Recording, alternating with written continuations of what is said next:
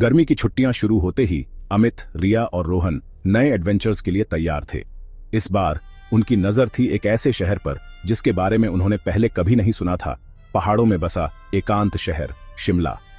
जैसे ही उनकी बस ऊंची ऊंची चोटियों और घुमावदार रास्तों से गुजरी, उनके दिल धड़कने लगे। हवा ठंडी हो गई और सूरज की तेज रोशनी ने देवदार के पेड़ों के बीच से झांकना शुरू कर दिया। शाम ढलने लगी थी जब वे शिमला पहुंचे। हवा में ठंडक थी और चारों ओर धुंध छाई हुई थी। बस अड्डे पर सन्नाटा पसरा हुआ था। कुछ आवारा कुत्ते इधर उधर घूम रहे थे और एक अकेला आदमी चाय की एक छोटी सी दुकान पर बैठा था। ये उस चहल पहल वाले स्वागत से कोसों दूर था जिसकी उन्होंने उम्मीद की थी। मुझे उम्मीद है कि यह जगह उतनी ही इंटरेस्टिंग होगी जितनी हमने सोचा था। चिंता मत करो यार, ये थोड़ा रहस्यमय ही है ना? रोहन ने अपना बैग उठाया और एक शरारती मुस्कुराहट के साथ कहा, चलो इस जगह को एक्सप्लोर करते हैं। उन्होंने एक छोटे से होटल में कमरा किराए पर लिया और शहर का पता लगाने निकल पड़े। जैसे जैसे वे संकरी गलियों में टहल रहे थे, वैसे वैसे उन्हें एक अजीब सी खामोशी का एहसास हुआ। दुकानें और घर बंद थे और सड़कें सुनसान थीं। यहाँ कुछ अजीब है, ऐसा लगता है जैसे हर कोई गायब हो गया हो। जैसे ही वे आगे बढ़े, उन्हें एहसास हुआ कि कुछ लोग उन्हें घूर रहे हैं। उनकी आंखों में एक अजीब सी दहशत और अविश्वास था।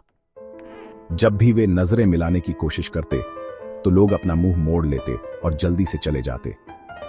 अमित ने एक दुकानदार को पुकारा जो अपनी दुकान के अंदर झांक रहा था। अरे नमस्ते। आदमी ने उन्हें एक ठंडी और सख्त निगाहों से देखा और चुपचाप दरवाजा बंद कर लिया।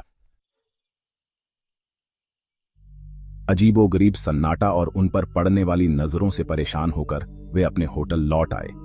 होटल का मालिक, एक दयालु दिखने वाला बूढ़ा आदमी, उन्हें देखकर चिंतित लग रहा था। तुम लोग नए हो, है ना? मैं तुम्हें एक सलाह देता हूँ, रात में बाहर मत घूमो। उसकी बात सुनकर रिया को उत्सुकता हुई। उसने पूछा, क्यों? यहाँ क्या हो रहा है? बूढ़े आदमी ने एक गहरी सांस ली और फायरप्लेस के पास अपनी कुर्सी खींच ली। वे कहते हैं कि यह शहर शापित है। बहुत साल पहले यहाँ एक दुष्ट जादूगर रहता था। लोग कहते हैं कि उसकी आत्मा अभी भी यहाँ भटकती है और जो कोई भी उसे परेशान करने की हिम्मत करता है, उसे कभी शांति नहीं मिलती। अमित, रिया और रोहन बूढ़े आदमी की कहानियों से डरे हुए नहीं थे। इसके बजाय वे और भी उत्सुक हो गए। उन्होंने उस शापित जादूगर और उसके रहस्यों के बारे में और जानने का फैसला किया। हमें उस हवेली को ढूंढना होगा जहां जादूगर रहता था। उन्होंने स्थानीय लोगों से पूछताछ की, हालांकि हर कोई उनसे बात करने से हिचकिचा रहा था। आखिरकार उन्हें एक बूढ़ी और झुर्रियों वाली महिला मिली जिसने उन्हें बताया कि हवेली शहर के बाहर एक जंगल में छिपी हुई है। हवेली शहर के बाहर एक जंगल में छिपी हुई है। सूरज डूब रहा था जब वे जंगल के किनारे पर पहुंचे। पेड़ ऊंचे और खतरनाक थे, उनकी शाखाओं पर धुंध लटकी हुई थी। जैसे ही वे पेड़ों के बीच से गुजरे, हवा ठंडी हो गई और उन्हें सड़ती पत्तियों और गीली मिट्टी की गंध आने लगी।